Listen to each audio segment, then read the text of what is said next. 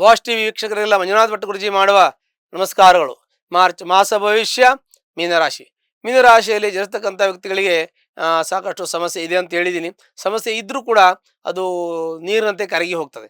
ಯಾಕೆ ಅಂತಂದರೆ ದ್ವಾದಶದಲ್ಲಿರ್ತಕ್ಕಂತಹ ಶನಿ ಮಹಾತ್ಮನು, ತೃತೀಯ ಸ್ಥಾನದಲ್ಲಿರ್ತಕ್ಕಂತಹ ಗುರುವು ಮತ್ತು ಸಪ್ತ ರಾಶಿಯಲ್ಲಿರ್ತಕ್ಕಂತಹ ರಾಹು, ಸಪ್ತಮದಲ್ಲಿ ಕೇತು. ನೋಡಿ ಹೇಗೆ ಅಂತಂದರೆ ಎಲ್ಲ ಗ್ರಹಗಳು ಕೂಡ ಈ ಒಂದು ಮೀನರಾಶಿಯನ್ನು ಸುತ್ತಕೊಂಡ್ಬಿಟ್ಟಿದೆ. ಯಾಕೆ ಅಂದರೆ ಗುರುವು ವಿಕ್ರಮ ಸ್ಥಾನದಲ್ಲಿದ್ದು ಮೂರನೇ ಸ್ಥಾನದಲ್ಲಿದ್ದು ಗುರುವಿನ ಬಲ ಇಲ್ಲ, ಗುರು ರಾಶಾಧಿಪತಿಯಾಗಿ ಅವನ ಬಲ ಇಲ್ಲ.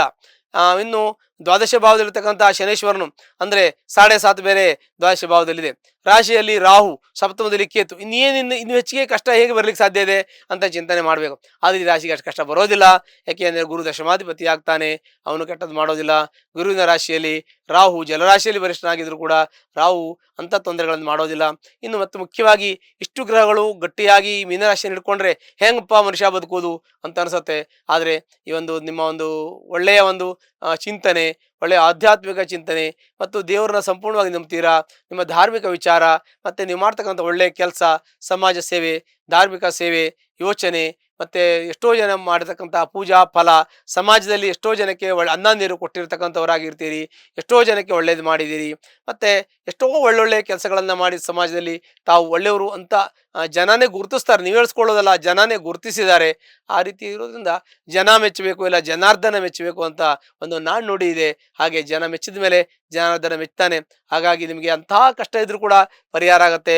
ಆರೋಗ್ಯದಲ್ಲಿ ವ್ಯತ್ಯಾಸ ಆಗುತ್ತೆ, ಇನ್ನೇನಾಗಲ್ಲ. ಈಗ ಆರೋಗ್ಯದಲ್ಲಿ ವ್ಯತ್ಯಾಸ ಆಗ್ತದೆ. ಆರೋಗ್ಯದಲ್ಲಿ ತಲೆನೋವು ಬರೋದು, ಸೊಂಟ ನೋವು, ಬೆನ್ನು ನೋವು, ಜ್ವರ, ಫೀವರು, ಇನ್ನು ಏನೇನೋ ವೈರಲ್ ಫೀವರ್, ಹಾಗೆ ಏನೇನೋ ಕಾಯಿಲೆಗಳು ಬಂದು ನಿಮ್ಗೆ ತೊಂದರೆ ಆಗ್ತದೆ. ತೊಂದರೆ ಆದರೆ ನೀವು ಚೇತರಿಸ್ಕೊಂಡಿದ್ದೀರಿ, ಆಲ್ರೆಡಿ ನೀವು ಚೇತರಿಸ್ಕೊಂಡಿದ್ದೀರಿ, ಅಂಥ ಸಮಸ್ಯೆ ಸಾಲ್ವ್ ಆಗಿದೆ. ಈಗಾಗಲೇ ಎಷ್ಟೋ ಸಮಸ್ಯೆಗಳಿಂದ ಪರಿಹಾರ ಮಾಡ್ಕೊಂಡು ಬಂದಿದ್ದೀರಿ. ಇನ್ನೊಂದು ಸ್ವಲ್ಪ ಸಮಸ್ಯೆ ಇದೆ, ಆದರೂ ಅದು ಪರಿಹಾರ ಆಗ್ತದೆ. ಭಗವಂತ ನಿಮ್ಗೆ ಯಾವುದೇ ರೀತಿ ತೊಂದರೆ ಕೊಡೋದಿಲ್ಲ, ಮತ್ತೆ ಒಳ್ಳೇದೇ ಮಾಡ್ತಾನೆ. ಆದರೆ ಗುರುವಿನೂ ಕೂಡ ಅವನಿಗೆ ಕೆಟ್ಟದ್ದು ಮಾಡಲ್ಲ, ಒಳ್ಳೇದು ಮಾಡ್ತಾನೆ. ರಾಹುನು ಒಳ್ಳೇದು ಮಾಡ್ತಾನೆ. ಯಾಕೆ ಒಳ್ಳೇದು ಮಾಡ್ತಾರೆ ಇವರೆಲ್ಲ? ಶನಿ 12ರಲ್ಲಿ ದ್ವಾದಶವಾದ ಕೆಟ್ಟದ್ದಾಗ್ತದೆ, ರಾಹು ಲಗ್ನದಲ್ಲಿ ತೊಂದರೆ ಆಗುತ್ತೆ, ಸಪ್ತಮ ಕೇತು, ಗುರುಬಲ ಇಲ್ಲ ಅಂತ ಭಯ ಬೀಳುವಂಥ ಪ್ರಶ್ನೆ ಇಲ್ಲ. ಯಾಕೆ ಅಂದರೆ ನಾವು ಮಾಡಿರ್ತಕ್ಕಂಥ ಒಳ್ಳೆಯ ಕೆಲಸ, ನಾವು ಪ್ರಾಮಾಣಿಕವಾಗಿ ಇರೋದ್ರಿಂದ, ನಮ್ಮ ಒಂದು ಯೋಚನೆ ಚೆನ್ನಾಗಿರೋದ್ರಿಂದ, ನಾವು ಯಾವುದೂ ಒಬ್ರಿಗೂ ಮೋಸ, ವಂಚನೆ, ಕಳ್ತನ ಮಾಡಲಿಲ್ಲ. ನಾವೆಲ್ಲ ಒಳ್ಳೆ ಕೆಲಸನೇ ಮಾಡಿದ್ದೀವಿ. ಸಮಾಜದಲ್ಲಿ ಯಾರಿಗೂ ಏನು ತೊಂದರೆ ಕೊಟ್ಟಿಲ್ಲ. ನಾವು ಕಷ್ಟಪಟ್ಟು ದುಡಿದು ಜೀವನ ಮಾಡ್ತಾ ಇದ್ದೀವಿ. ಮತ್ತು ನಮ್ಮ ನೈತಿಕತೆ, ನಮ್ಮ ಶ್ರದ್ಧೆ, ನಮ್ಮ ಭಕ್ತಿ, ನಮ್ಮ ಒಂದು ಪ್ರಾಮಾಣಿಕತೆ, ಶ್ರದ್ಧೆ ಇದೆಯಲ್ಲ, ಅದರ ಮುಂದೆ ಯಾವ ಗ್ರಹಗಳು ಅಡ್ಡ ಬರೋದಿಲ್ಲ.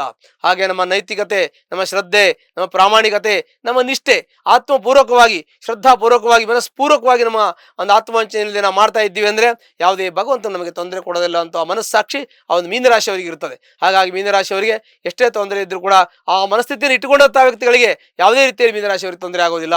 ಹಾಗಾಗಿ ಮೀನರಾಶಿಯವರು ಹೆಚ್ಚಿಗೆ ಭಯ ಬೀಳುವ ಅವಶ್ಯಕತೆ ಇಲ್ಲ. ಆದರೂ ಕೂಡ ತಾಳ್ಮೆ ಅವಶ್ಯ, ಯೋಚನೆ ಅವಶ್ಯ, ಧನಾತ್ಮಕವಾಗಿ ಚಿಂತನೆ ಮಾಡಿ ಯಾವುದೇ ಅಪಾಯಕಾರಿ ಜಾಗದಲ್ಲಿ ಹೋಗಬಾರದು. ನೀರಿನ ಪಕ್ಕದಲ್ಲಿ, ಸಮುದ್ರದ ಪಕ್ಕದಲ್ಲಿ, ಬಂಡೆ, ಕಾಡು, ಹೀಗೆ ವಾಹನ ಓಡಿಸುವಾಗ ಯಾವುದೇ ಇದ್ರೂ ಕೂಡ ಬಹಳ ಜಾಗ್ರತೆ ವಹಿಸಬೇಕು. ಯಾಕೆಂದರೆ ಸ್ವಲ್ಪ ವಾಹನ ಅಪಘಾತದ ಭಯ ಇರುತ್ತೆ. ಯಾಕೆಂದರೆ ರಾಹು ಇದ್ದಾನೆ, ಮಾಯಾಗ್ರಹ, ಮತ್ತು ಶನಿ ಕೂಡ 12ರಲ್ಲಿದ್ದಾನೆ, ಗುರುಬಲ ಬೇರೆ ಇಲ್ಲ. ಇವೆಲ್ಲ ಚಿಂತನೆಗಳು ಈ ಮೀನರಾಶಿಯವರಿಗೆ ಇರ್ತದೆ. ಹಾಗಾಗಿ ಎಲ್ಲ ರಾಶಿಗಳಿಂದ ಹೆಚ್ಚು ಕ್ರಿಟಿಕಲ್ ಇರತಕ್ಕಂಥದ್ದು, ಕಷ್ಟಕಾರಿ ಪಡೆದಿರ್ತಕ್ಕಂಥ ರಾಶಿ ಮೀನರಾಶಿ. ಆದರೂ ಕೂಡ ಮೀನರಾಶಿಯವರಿಗೆ ದೇವರು ಕೈ ಬಿಡೋದಿಲ್ಲ.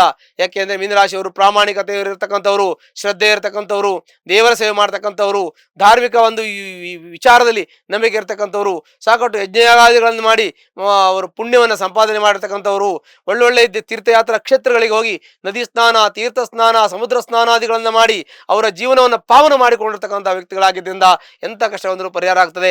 ನಮಗೆ ನೈತಿಕ ಹಿನ್ನೆಲೆ ಸರಿಯಾಗಿದೆ ಅಂದರೆ ದೇವರು ಕೂಡ ನಮ್ಮನ್ನು ಟಚ್ ಮಾಡೋದಿಲ್ಲ. ಯಾಕೆಂದರೆ ಇವರು ನೈತಿಕವಾಗಿದ್ದರು, ಯಾವುದೇ ಕರ್ಮದ ಫಲನೇ ಇಲ್ಲ ಇವರಿಗೆ, ಯಾವ್ದು ಕಷ್ಟ ಕೊಡೋಕ್ಕೆ ದೋಷನೇ ಇಲ್ಲ ಇವರಲ್ಲಿ ಅಂತ ಸರಿ ಮಾಡಿ ಕಳಿಸ್ಬಿಡ್ತದೆ. ಹಾಗೆ ಅಂತ ಯೋಚನೆ ಚಿಂತನೆ ಇಟ್ಕೊಳ್ತಕ್ಕಂಥ ಒಂದು ಮೀನರಾಶಿಯವರು, ಮೀನರಾಶಿ ಎಲ್ಲ ರೀತಿಯಲ್ಲೂ ಸುಖ, ಶಾಂತಿ, ಸಮೃದ್ಧಿ ಎಲ್ಲ ಸಿಗತ್ತೆ ಅನ್ನೋದ್ರಲ್ಲಿ ಯಾವುದೇ ನಂಬಿಕೆ ನಮಗಿದೆ.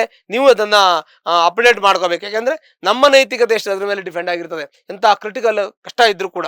ಹಾಗಾಗಿ ಎಲ್ಲ ಒಳ್ಳೆಯದಾಗತ್ತೆ ಅನ್ನುವಂಥ ಚಿಂತನೆ ಇದೆ. ಇನ್ನು ವಿದ್ಯಾರ್ಥಿಗಳಿಗೆ, ಅಧ್ಯಾಪಕರಿಗೆ, ನ್ಯಾಯವಾದಿಗಳಿಗೆ, ವೈದ್ಯರಿಗೆ, ಬಿಸ್ನೆಸ್ ಮಾಡೋರಿಗೆಲ್ಲ ಒಳ್ಳೆಯದಿದೆ. ಮತ್ತು ಸಿನಿಮಾ ರಂಗದಲ್ಲಿ ಇರ್ತಕ್ಕಂಥ ವ್ಯಕ್ತಿಗಳಿಗೆ, ಚಲನಚಿತ್ರದಲ್ಲಿ ಇರ್ತಕ್ಕಂಥವ್ರು, ಮಾಧ್ಯಮದಲ್ಲಿ ಇರ್ತಕ್ಕಂಥವ್ರು, ಪತ್ರಿಕಾ ಕೆಲಸ ಮಾಡ್ತಕ್ಕಂಥವ್ರಿಗೆ, ಅವರಿಗೆಲ್ಲ ಒಳ್ಳೇದಿರುತ್ತೆ. ಮತ್ತು ಪೆಟ್ರೋಲ್ ಬಂಕು ನಡೆಸ್ತಕ್ಕಂಥ ವ್ಯಕ್ತಿಗಳಿಗೆ ಸ್ವಲ್ಪ ಸಮಸ್ಯೆ ಆಗ್ತದೆ. ಆಮೇಲೆ ರಿಯಲ್ ಎಸ್ಟೇಟ್ ಮಾಡೋರಿಗೆ ಸ್ವಲ್ಪ ಸಮಸ್ಯೆ ಆಗ್ತದೆ. ಮೀನರಾಶಿ ಇರ್ತಕ್ಕಂಥ ವ್ಯಕ್ತಿಗಳಿಗೆ, ಇಂಡಸ್ಟ್ರಿಯಲ್ಲಿ ಕೆಲಸ ಮಾಡ್ತಕ್ಕಂಥ ವ್ಯಕ್ತಿಗಳಿಗೆ, ಕಂಪನಿ ಫ್ಯಾಕ್ಟ್ರಿಯಲ್ಲಿ ಕೆಲಸ ಮಾಡ್ತಕ್ಕಂಥ, ಹಾರ್ಡ್ವೇರ್ ಕೆಲಸ ಮಾಡ್ತಕ್ಕಂಥ ವ್ಯಕ್ತಿಗಳಿಗೆ, ಮತ್ತು ಅದೆಲ್ಲ ಸ್ವಲ್ಪ ಮಟ್ಟಿಗೆ ಮೀನರಾಶಿಯವರಿಗೆ ತೊಂದರೆ ಆಗ್ತದೆ. ಬೇರೆ ಎಲ್ಲ ತುಂಬ ತುಂಬ ಚೆನ್ನಾಗಿದೆ. ಸಾಮಾನ್ಯವಾಗಿ ಮೀನರಾಶಿಯವರಿಗೆ ಸಾಮಾನ್ಯ ಮಧ್ಯಮ ಫಲ ಅಂತ ಹೇಳಬೇಕು. ಒಂದು ವೇಳೆ ನಿಮ್ಗೆ ತೊಂದರೆ ಇದ್ದರೆ ಜಾತಕ ಪರಿಶೀಲನೆ ಮಾಡ್ಕೊಳ್ಳಿ. ಒಂದು ವೇಳೆ ಕಷ್ಟ ಕಾರ್ಪಣ್ಯ ನಿಮಗಿದ್ರೆ ಹತ್ತಲ್ಲಿರ್ತಕ್ಕಂಥ ಈಶ್ವರನ ದೇವಸ್ಥಾನಕ್ಕೆ ಹೋಗಿ ಅಲ್ಲಿ ಒಂದು ಸೋಮವಾರ ದಿನ ಒಂದು ಅರ್ಚನೆಯನ್ನು ಮಾಡಿ ನಿಮ್ಗೆ ಕಷ್ಟ ನಷ್ಟ ಎಲ್ಲ ಪರಿಹಾರ ಆಗುತ್ತೆ. ಶುಭವಾಗಲಿ. ಲೇಟೆಸ್ಟ್ ಹಾಗೂ ಇಂಟ್ರೆಸ್ಟಿಂಗ್ ಸುದ್ದಿಗಳಿಗಾಗಿ ಬಾಸ್ ಟಿವಿ ಕನ್ನಡ ಚಾನೆಲ್ನ ಸಬ್ಸ್ಕ್ರೈಬ್ ಮಾಡಿ. ಹಾಗೆಯೇ ಬೆಲ್ ಐಕಾನ್ ಪ್ರೆಸ್ ಮಾಡಿ. ಇದರ ಜೊತೆಗೆ ಫೇಸ್ಬುಕ್, ಇನ್ಸ್ಟಾಗ್ರಾಮ್, ಎಕ್ಸ್ ನಲ್ಲೂ ಮಿಸ್ ಮಾಡದೆ ಫಾಲೋ ಮಾಡಿ.